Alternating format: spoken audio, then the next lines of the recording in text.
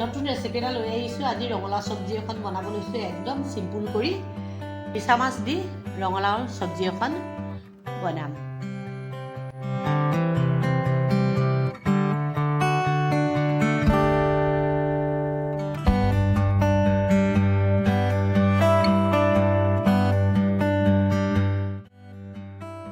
এইখিনি মই ৰঙালাও কাটি ল'লোঁ।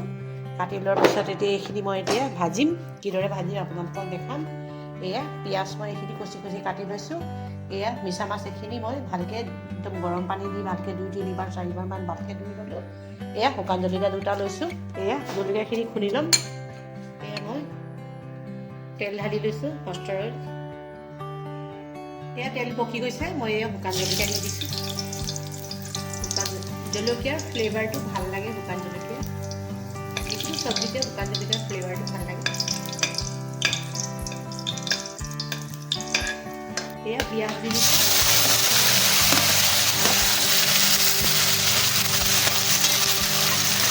পিঁয়াজখিনি অলপ ভজা হ'ব লাগিব। অকণমান কেঁচা জলকীয়া খুন্দি লৈছোঁ, দি দিছোঁ ইয়াতে। ৰঙালাওত অকণমান জ্বলা হ'লে ভাল লাগে। এতিয়া মই এয়া মিছা মাছখিনি ইয়াত দি দিলোঁ। ভালকৈ ফ্ৰাই হ'লে ভাল লাগে খাই।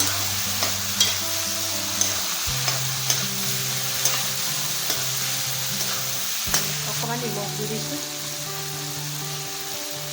হালধি পাউডাৰ অকণমান দি দিছোঁ, ৰেড চিলি অকণমান দি দিছোঁ।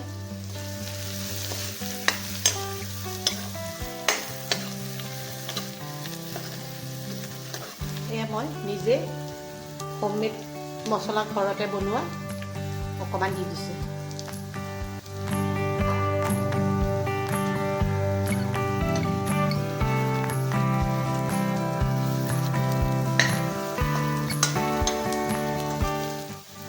এতিয়া মই ইয়াত ৰঙালাওখিনি দি দিম।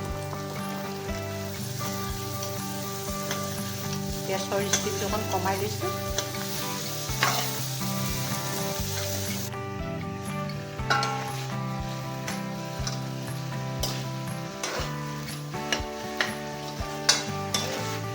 ৰঙালাও ভাজি হৈ যাব। এতিয়া 5 মিনিট। এয়া মিছা মাছ দি ৰঙালাও ভাজি হৈ গ'ল। তো আজিলৈ পুনৰ আকৌ নতুন ৰেচিপি লৈ আপোনালোকৰ মাজলৈ আহিম। ধন্যবাদ।